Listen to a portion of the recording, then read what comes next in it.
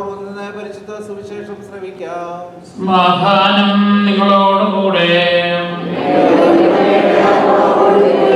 വിശുദ്ധ യോഹന്നാൻ അറിയിച്ച നമ്മുടെ കർത്താവ് ഈശോ മിശിഹായുടെ പരിശുദ്ധ സുവിശേഷം. യേശു പറഞ്ഞു, സത്യം സത്യമായി ഞാൻ നിങ്ങളോട് പറയുന്നു, പിതാവ് ചെയ്ത് കാണുന്നതല്ലാതെ പുത്രന് സ്വന്തം ഇഷ്ടമനുസരിച്ച് ഒന്നും പ്രവർത്തിക്കുവാൻ സാധിക്കുകയില്ല. എന്നാൽ പിതാവ് ചെയ്യുന്നതെല്ലാം അപ്രകാരം തന്നെ പുത്രനും ചെയ്യുന്നു. എന്നാൽ പിതാവ് പുത്രനെ സ്നേഹിക്കുകയും താൻ ചെയ്യുന്നതെല്ലാം അവനെ കാണിക്കുകയും ചെയ്യുന്നു. നിങ്ങൾ വിസ്മയിക്കത്തക്ക വിധം ഇവയേക്കാൾ വലിയ പ്രവൃത്തികളും അവിടുന്ന് അവനെ കാണിക്കും. പിതാവ് മരിച്ചവരെ എഴുന്നേൽപ്പിച്ച് അവർക്ക് ജീവൻ നൽകുന്നത് പോലെ തന്നെ പുത്രനും താൻ ഇച്ഛിക്കുന്നവർക്ക് ജീവൻ നൽകുന്നു.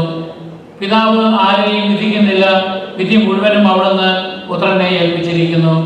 പിതാവിനെ ആദരിക്കുന്നത് പോലെ തന്നെ എല്ലാവരും പുത്രനെയും ആദരിക്കേണ്ടതിനാണ് ഇത്. പുത്രനെ ആദരിക്കാത്തവരാരും അവനെ അയച്ച പിതാവിനെയും ആദരിക്കുന്നില്ല. സത്യം സത്യമായി ഞാൻ നിങ്ങളോട് പറയുന്നു, എന്റെ വചനം കേൾക്കുകയും എന്നെ അയച്ചവനെ വിശ്വസിക്കുകയും ചെയ്യുന്നവന് നിത്യജീവനുണ്ട്, അവന് ശിക്ഷാവധി ഉണ്ടാകുന്നില്ല. പ്രത്യുത അവൻ മരണത്തിൽ നിന്ന് ജീവനിലേക്ക് കടന്നിരിക്കുന്നു. സത്യം സത്യമായി ഞാൻ നിങ്ങളോട് പറയുന്നു, മരിച്ചവർ ദൈവപുത്രന്റെ സ്വരം ശ്രവിക്കുന്ന സമയം വരുന്നു, അല്ല വന്നു കഴിഞ്ഞു. ആ സ്വരം ശ്രവിക്കുന്നവർ ജീവിക്കും. എന്നാൽ പിതാവിന് തന്നിൽ തന്നെ ജീവനുള്ളതുപോലെ പുത്രനും തന്നിൽ തന്നെ ജീവനുണ്ടാകുവാൻ അവിടുന്ന് വരം നൽകിയിരിക്കുന്നു. മനുഷ്യപുത്രൻ ആയതുകൊണ്ട് വിധിക്കാനുള്ള അധികാരവും അവന് നൽകിയിരിക്കുന്നു. ഇതിൽ നിങ്ങൾ വിസ്മയിക്കേണ്ട. എന്തെന്നാൽ കല്ലറകളിലുള്ളവരെല്ലാം അവന്റെ സ്വരം ശ്രവിക്കുന്ന സമയം വരുന്നു. അപ്പോൾ നന്മ ചെയ്തവർ ജീവന്റെ ഉയർപ്പിനായും തിന്മ ചെയ്തവർ ശിക്ഷാവിധിയുടെ ഉയർപ്പിനായും പുറത്തു വരും.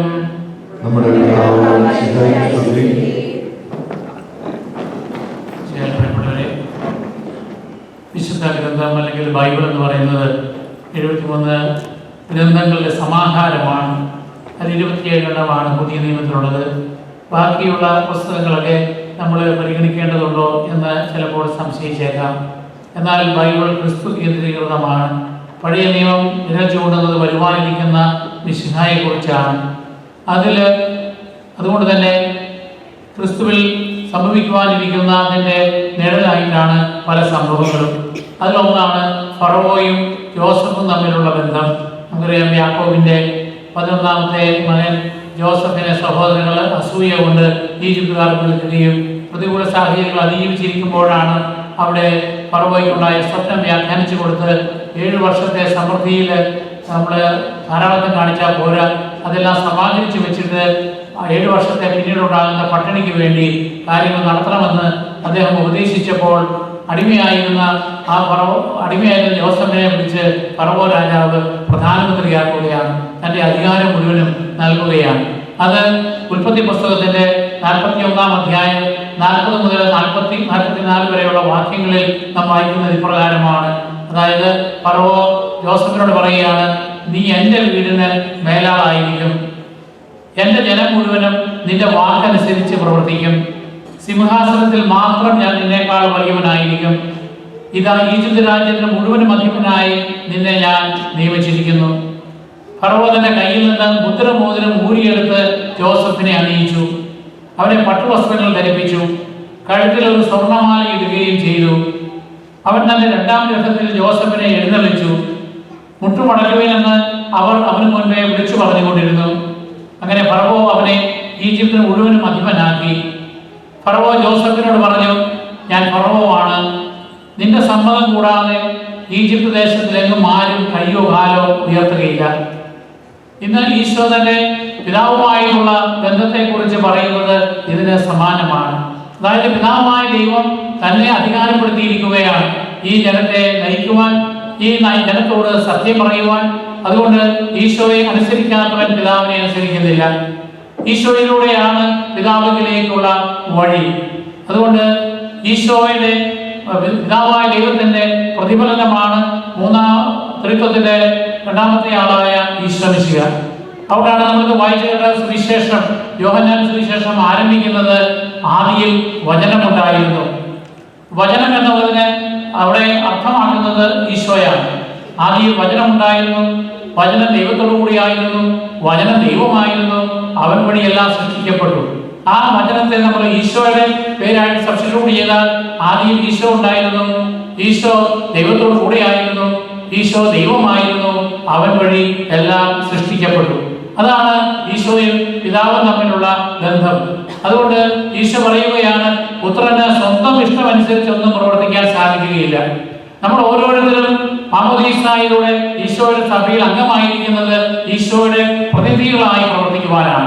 സ്ഥൈര്യലേപനത്തിലൂടെ നമുക്ക് ലഭിച്ചിരിക്കുന്ന തൈലാഭിഷേകത്തിലൂടെ നമ്മൾ നിയോഗിക്കപ്പെട്ടിരിക്കുന്നത് ഈശോയുടെ മാർഗം മറ്റുള്ളവരെ കാണിച്ചു കൊടുക്കുവാനാണ്. അത് ഏറ്റവും അധികമായിട്ട് നാം കാണിക്കേണ്ടത് നമ്മുടെ ഭവനങ്ങളിലാണ്. അതായത് കുടുംബനാഥനും കുടുംബനാഥയും അവരുടെ ഇഷ്ടമനുസരിച്ച് പ്രവർത്തിക്കുവാനല്ല, മറിച്ച് ദൈവത്തിന്റെ ഹിതമനുസരിച്ച് കുഞ്ഞുങ്ങളെ വളർത്തിക്കൊണ്ടുവരുവാൻ വിളിക്കപ്പെട്ടവരാണ്. വികാരിയെ നിയമിച്ചിരിക്കുന്നത് തന്റെ ഇഷ്ടമനുസരിച്ച് ചെയ്യുവാനല്ല, അല്ലെ കമ്മിറ്റിക്കാര് ഇടവകാരെ വൈക്കാരന്മാരും മറ്റുള്ളവരും തങ്ങളുടെ ഇഷ്ടമല്ല, മറിച്ച് ദൈവത്തിന്റെ ഇഷ്ടം നിറവേറ്റുവാനാണ്. അതുകൊണ്ടാണ് നമ്മൾ പ്രാർത്ഥനയിലുമൊക്കെ അങ്ങയുടെ ഇഷ്ടം നിറവേറണമേ എന്ന് നമ്മൾ പ്രാർത്ഥിക്കുക. പിന്നെ മറ്റൊന്ന് ഈശോ പറയുകയാണ്, പിതാവായ ദൈവം മരിച്ചവരെ എഴുന്നേൽപ്പിച്ച് അവർക്ക് ജീവൻ നൽകുന്നത് പോലെ തന്നെ പുത്രനും താൻ ഇച്ഛിക്കുന്നവർക്ക് ജീവൻ നൽകുന്നു. അതായത് നിത്യമായ ജീവൻ. പിതാവായ ദൈവമാണ്, ഇതിന്റെ പരിപാലനയിലാണ് നമുക്ക് ജീവൻ ലഭിച്ചത് നമ്മുടെ മാതാപിതാക്കന്മാരിൽ നിന്ന്. ദൈവമാണ് നമുക്ക് ആത്മാവിനെ നൽകിയത്.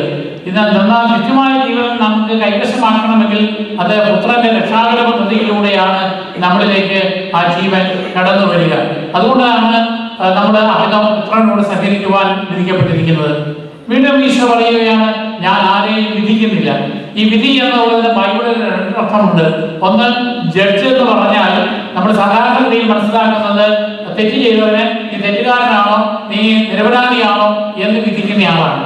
എന്നാൽ നമുക്കറിയാം, പഴയ നിയമത്തില് ജോഷുവയുടെ നേതൃത്വത്തിൽ ഇസ്രായേൽ ജനം വാഗ്ദത്ത ഭൂമിയിൽ പ്രവേശിച്ച ശേഷം അവർക്ക് കുറെ കാലത്തേക്ക് ഉണ്ടായിരുന്നത് രാജാക്കന്മാരല്ല, ന്യായാധിപന്മാരായിരുന്നു, അല്ലെങ്കിൽ ജഡ്ജസ് ആയിരുന്നു.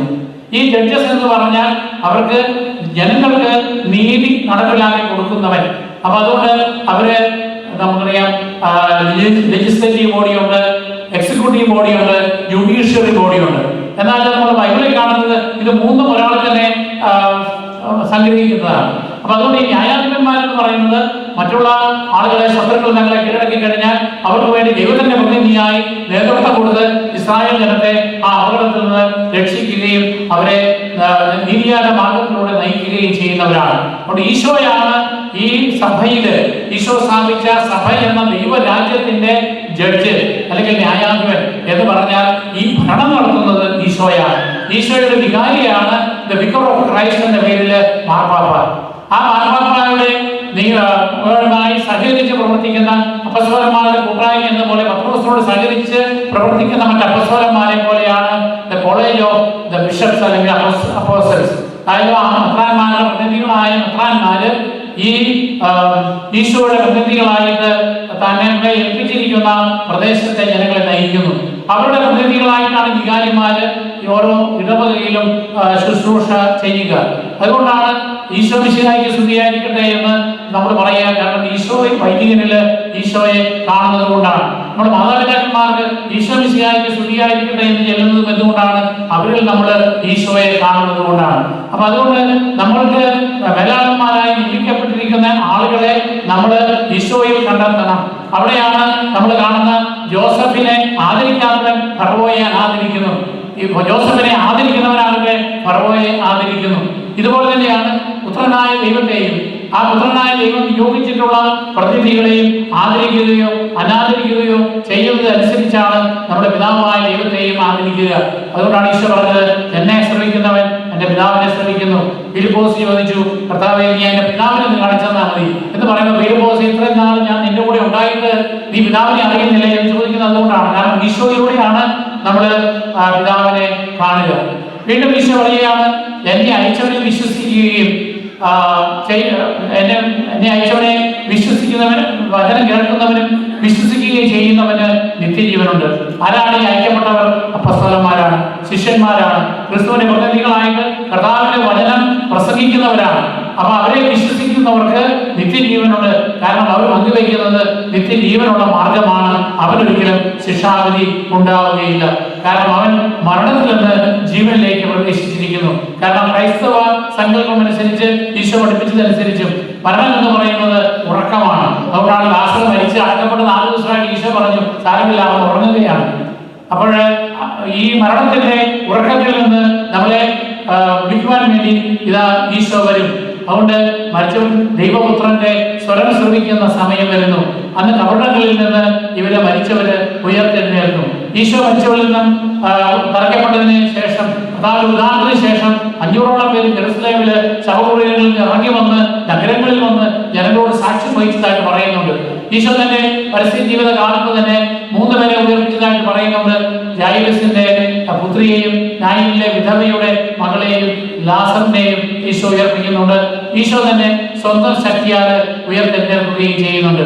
അവിടെ ഈശോ പറയുകയാണ്, തന്റെ 2ാമത്തെ ആഗമനത്തിന് മരിച്ചവരെല്ലാവരും ഉയർത്തും. നന്മ ചെയ്താലും തിന്മ ചെയ്താലും, നന്മ ചെയ്തവർ നിത്യജീവനിലേക്കും തിന്മ ചെയ്തവർ ശിക്ഷാവിധിയുടെ ഉയർപ്പിനായും പുറത്തു വരും.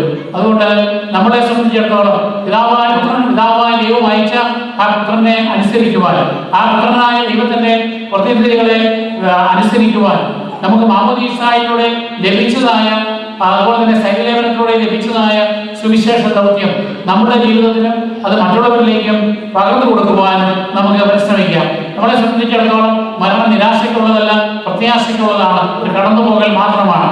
ആ ഒരു പ്രത്യാശയോടുകൂടി വരുവാനിരിക്കുന്ന ജീവിതത്തിന് നിത്യമായ ആനന്ദം അനുഭവിക്കത്തക്ക വിധത്തിലാണോ നാം ജീവിക്കുന്നത് എന്ന് നമുക്ക് ആത്മശോധന ചെയ്യുകയും നമ്മളെ തന്നെ ആ രീതിയിൽ നവീകരിക്കുകയും ചെയ്യും.